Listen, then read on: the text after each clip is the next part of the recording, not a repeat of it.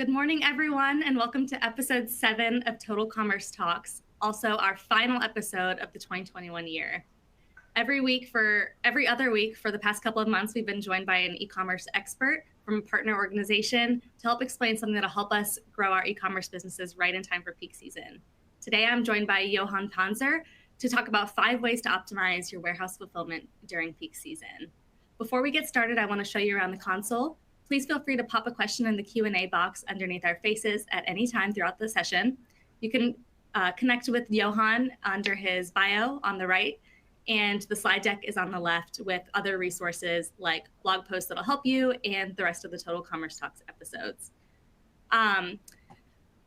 Quickly, before we get started, I'm going to introduce you to Linnworks. I'm with Linnworks. We are an inventory and order management software that'll help you power your business to serve your customers wherever and whenever they are.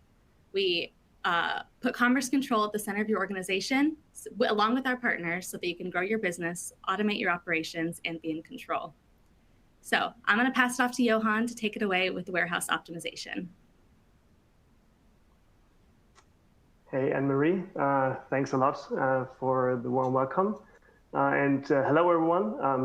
So the format is like we have the screen on. You see us, we don't see you. It's a pity. Hello to everyone joining today. It's a pleasure to be here, and thanks again for the invite. Yeah, as Anne-Marie said, so just quickly, so my name is Johannes Panzer. I'm head of industry solutions for our e-commerce products here at Descartes. Descartes is a global supply chain and logistics technology company. We are mainly in the software space, active, selling software solutions which are related to logistics. And we have an e-commerce unit. And today I actually like to give you or speak today about our solution Peoplebox, which is a really a warehouse management solution specialized for direct-to-consumer e-commerce brands. And we'll also speak about how Peoplebox will help merchants that have their own warehouse that sell up 500 orders a day or even more, and need to scale up quickly, especially during these times, during the peak season, can even process or need to process several thousand orders an hour. So I want to share with you 5 tips. Some of them might be easy to adapt. Some of them might require some additional thinking, but I hope that with those tips, it will help you to improve your business, and that can help you to deliver a remarkable customer experience driven by your warehouse operations. And just a side note, so I'm calling in today from Germany, so that's why the background is probably already a little bit dark. It's dark outside already. Some Christmas feelings. The ground is covered with snow. It's pretty cool, actually. So in a pre-Christmas time.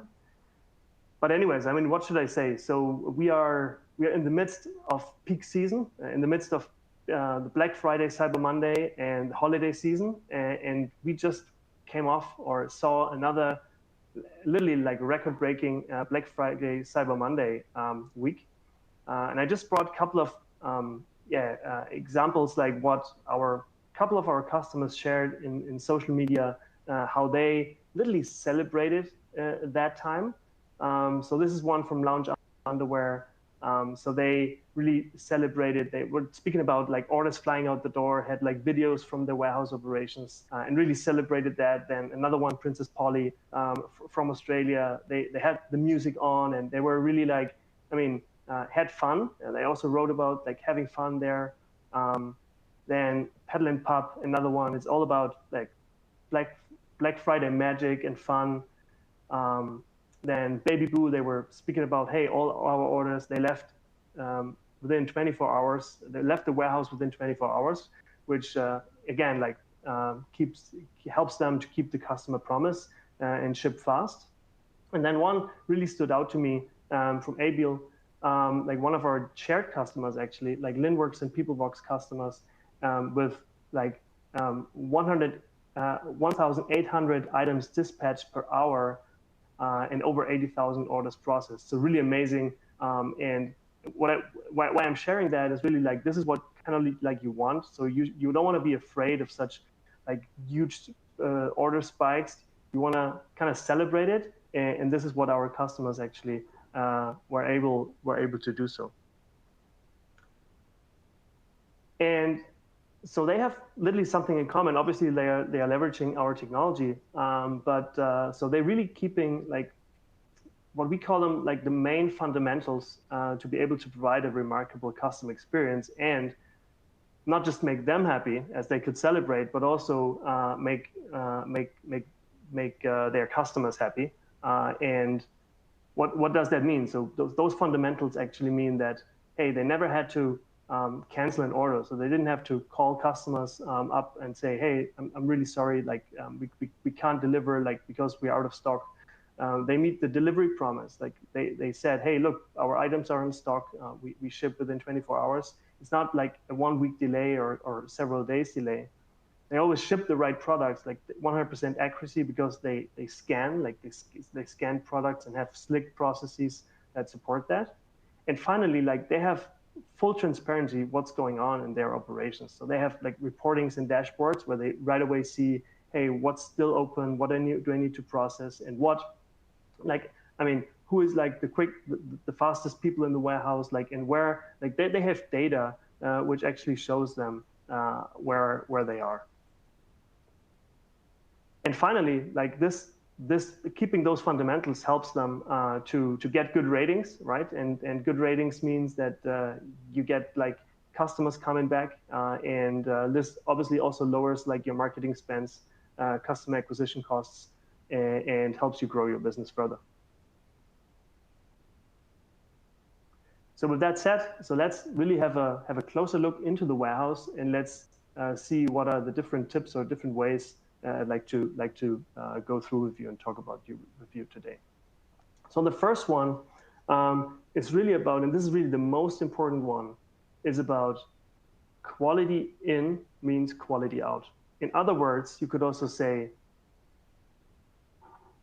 garbage in means garbage out, right? And this is, I mean, it sounds obvious, and this is where probably most of you already like say, yeah, well, sure, we really take care of that, but why is that so important? It's so important because this can cause really high disruptions, like in the picking, in the packing process, causing a lot of time, and then at the end, like making your customers unhappy because like it's causing shipping delays. It's maybe also causing like wrong product shipped, and that's why that is so important. So what do I mean by that? Like the quality control is really the key here. It's really when you're receiving goods, I mean, not just checking, hey, is the product quality okay, but also like if you're in the fashion area, is the size runs, do they match what I have in my product descriptions, or are there any glitches in there? For sure, it's a complex process. When you have like seasonal goods, you need to make sure that product records, are the product records even available? Do I need to put them or process them with my product team to do photo shooting, right?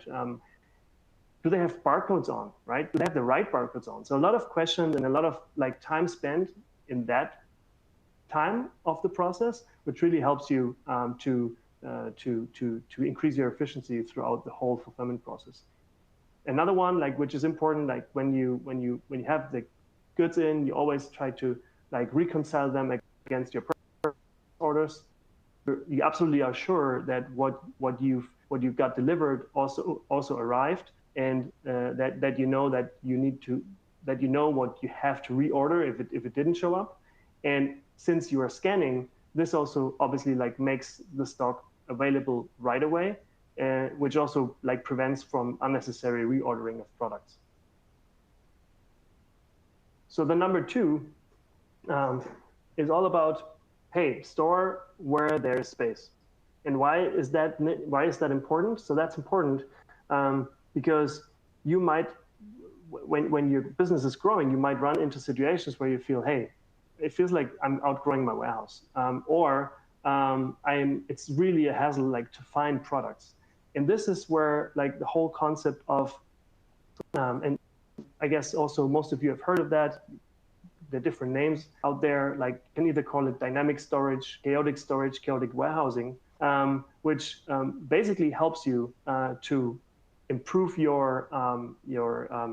leverage your warehouse capacity better and improve your picking capacity. So picking performance, I'm sorry. So you might have seen that, and this is a screenshot here from Amazon. Like when you see like a person to goods warehouse at Amazon, this is typically how it looks like. You see that items are stored literally, yeah, as I said, chaotic. Like there's not similar items in the same bin location, but the key of that dynamic storage principle is that you assign items which have a barcode to a bin location which has a barcode, and then the system knows where the item is. And this, as I said, helps you to leverage the capacity better, because you just put items in wherever there's free space. You don't need to put them to fixed locations. And on the other side, you find items during the pick process much easier, because, for example, if you don't put two of the same T-shirts, let's say in the same color, but different size runs into one bin, you cannot grab the wrong size. I just brought a couple of more examples of this, of those for chaotic storage. So here in this example is one of our clients. It's a pretty cool concept, actually. If you look at best is you see at the left bottom corner, you see that those racks are stored on pallets, especially like for fast-growing companies, like being able like to adapt like processes, to adapt also layouts is super critical. And this is a pretty clever way, actually, that how you can easily make adaptations and really, I mean, make fast changes for a typically slowly and hard to change environment in the warehouse. Another example here, for sure, when you have hanging goods, then it's the same principle. You can also apply chaotic storage. It's again like you have a product barcode as here on the bottom, and a bin location barcode, and this is in principle the same concept, actually. So if we would have met up face to face, I would have asked you, hey, like, what is your take on those two pictures? Like, would you like go for the left option or for the right option? And what we always recommend is that like you have like bin locations which you can really like look into, which are easy to grab. Like products should be easy to grab. On the left side, you need to pull out the box. You need to maybe search for the right product. It just causes time, and something you might want to think about it, that it's just sometimes it's really you can't do anything against it. There's the only way, like, to have those big boxes. But if there's a chance, like, make those items always grabbable, and make sure that you also see what's in a bin location and what's not. Let's move on to number 3. And this is about, it's about multi-order picking, and why is multi-order picking important?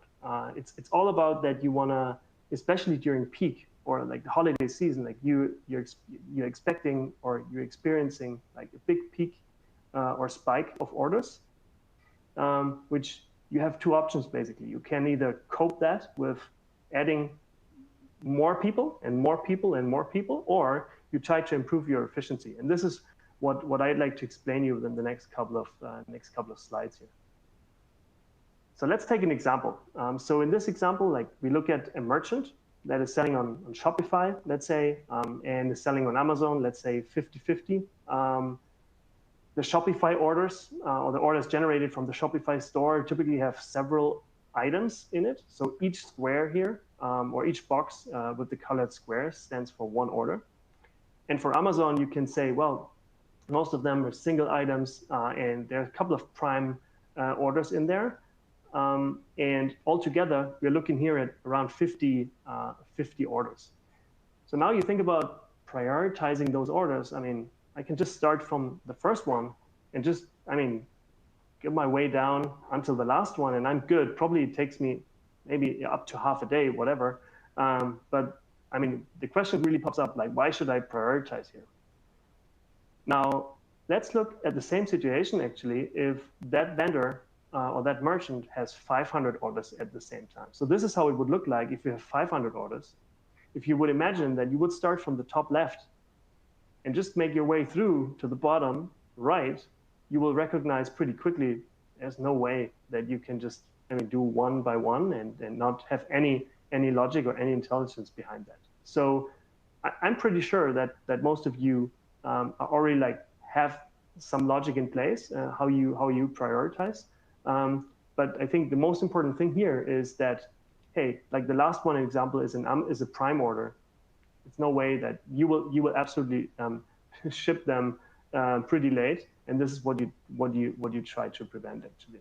So the next step, what you would do, is actually really prioritizing them. So let's group the prime orders first, because they need to go out the door first thing.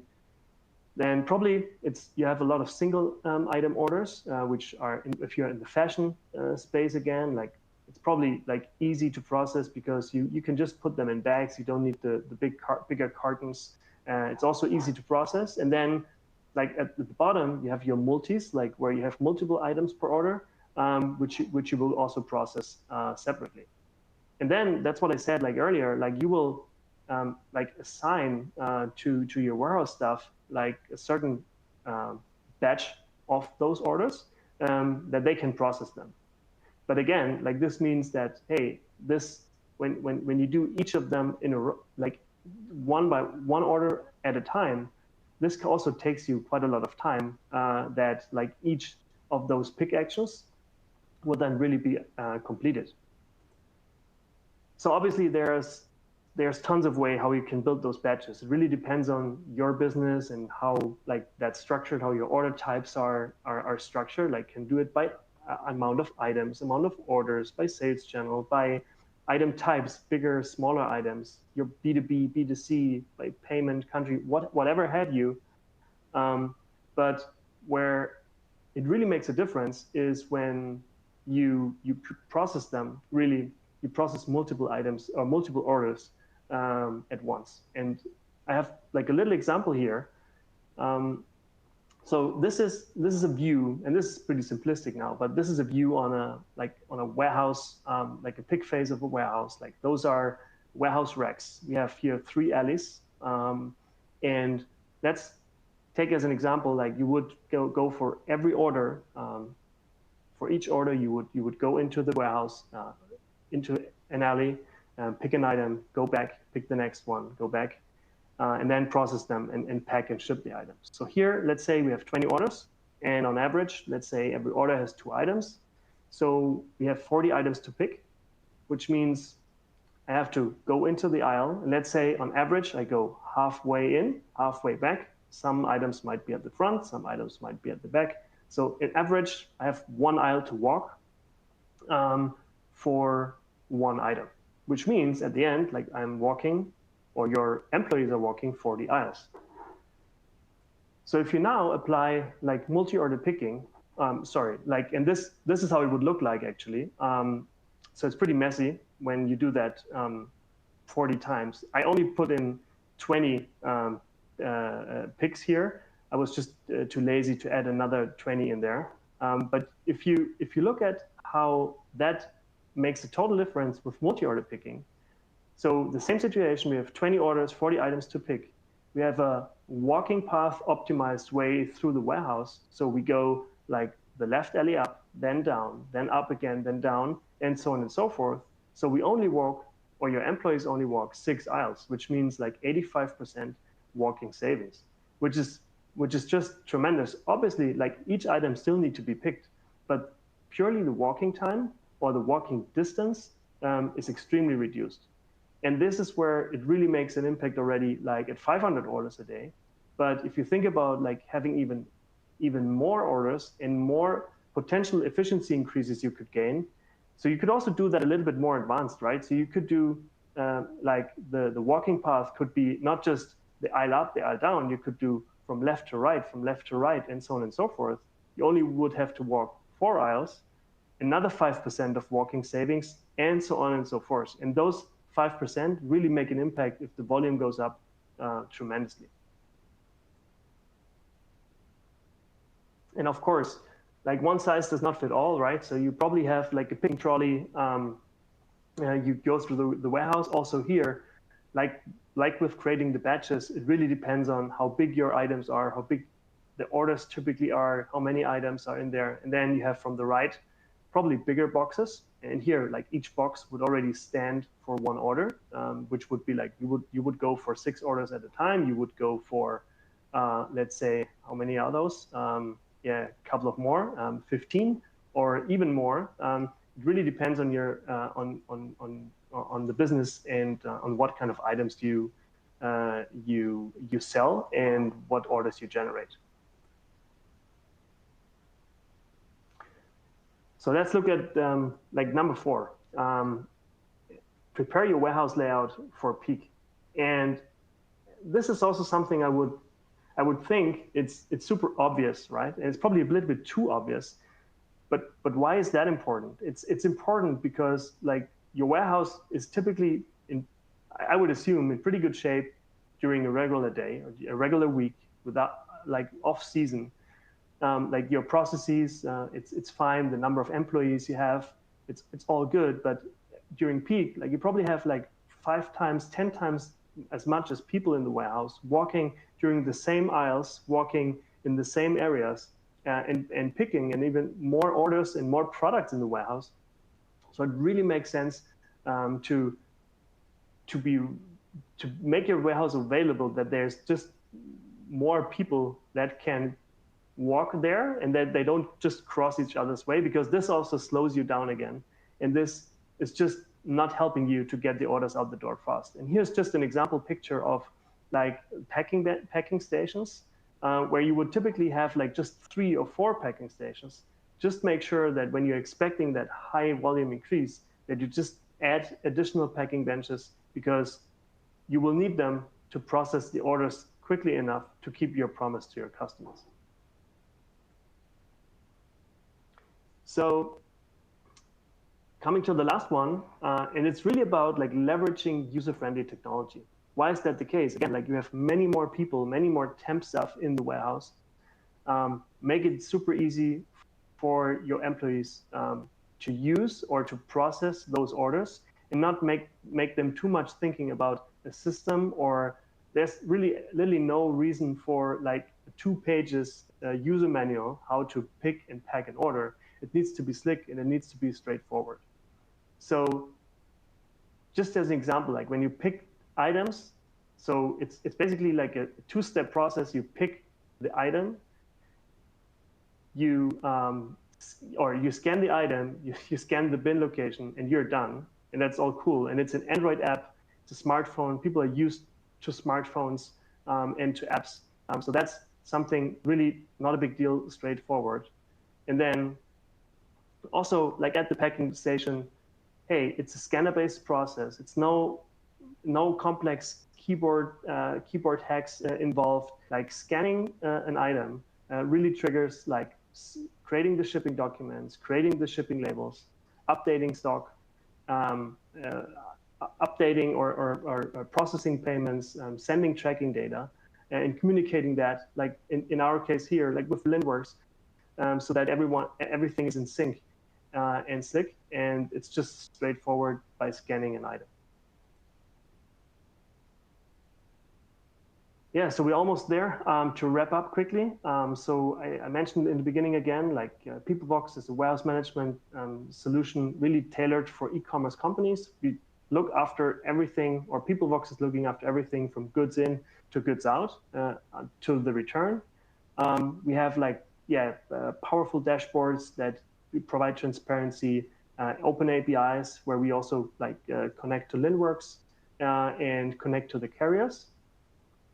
Just quickly here, like how like a common tech stack would look like if you're using Linnworks. So you would have like your marketplaces and e-commerce platforms connected to Linnworks. Peoplebox is then handling everything which has to do with the warehouse, can connect your accounting system, inventory planning, and carrier systems. And this is basically how that would look like. And if that's of interest to you, if you'd like to learn more, more than happy to just get on a FaceTime. Let's do a little like virtual warehouse walkthrough and have a chat with me, with our team of experts. Visit our website, peoplebox.com. I think we also have in the resources down there a link to our latest blog post around peak season, send me an email, or connect with me on LinkedIn. More than happy to connect and hear back from you. With that said, thanks a lot for your attention, and hopefully you can continue to have a great peak and holiday season, and lots of success, and can enjoy Christmas, of course. And now I would hand it over to Anne-Marie. Thanks. Thanks so much, Johan. If anybody has any questions, feel free to send those in the Q&A box below. I have a few already coming in, so I want to start us off and jump right into it, if that's okay with you, Johan. We have sure. Mark wondering, can you explain a little further how PeopleVox actually incorporates with Linnworks to offer the seamless flow of goods?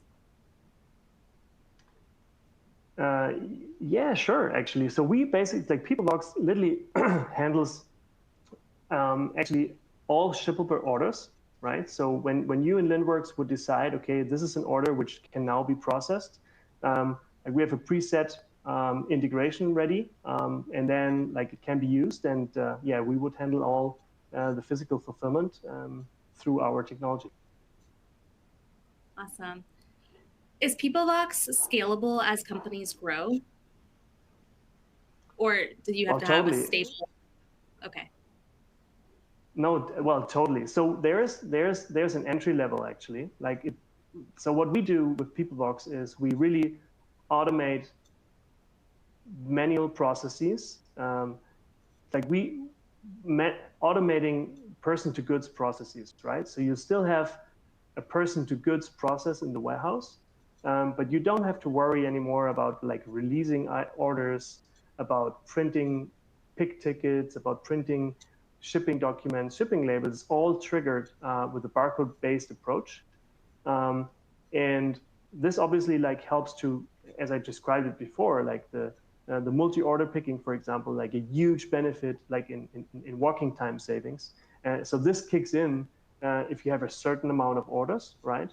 Or you can also say if you have, let's say, 3 to 4 or 5 people in the warehouse, and then if you think about, hey, if you're thinking about hiring a new person in the warehouse, if you're thinking about moving into a new warehouse because you're running out of space, those are all those are points in times when it makes sense to speak with us, and then we can help to leverage the growth and to drive to make our customers successful, even with the existing team and even with the existing setup in a lot of cases. Thank you for that. So if we have a merchant here who runs their own warehouse, what is the commitment to starting with somebody like PeopleVox if they've always done it themselves? Can you just repeat the question? I'm sorry, I'm not sure if I got it. If we have a merchant who has always done the warehousing themselves with their own processes, what is the startup time or the commitment that they need to get started with a provider, like a warehouse management provider like you guys? Okay, sorry. Yeah, sure. So basically, how we would start the conversations actually with really trying to figure out how the processes currently look like, and you can say that it's probably a time frame between 6 to 8 weeks. We can onboard new merchants and can make them productive. We also do we do remote trainings, so we support our customers during the onboarding phase.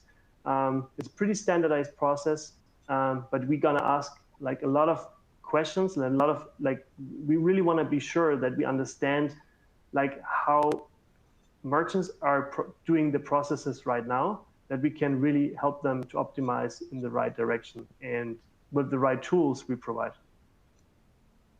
Gotcha. Super helpful.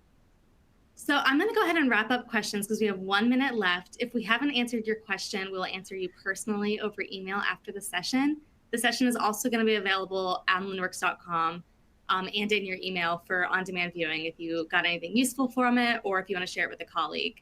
Today's winner of the $100 gift voucher for joining us and staying is going to be Patrick Barkos from Vivi Fashion. So thank you for joining us today, and I will reach out to you personally as well for that reward. For everybody else, have a safe and happy holidays. And thank you once again to Johan and Descartes Peoplebox for joining us. Have a good one. Hey,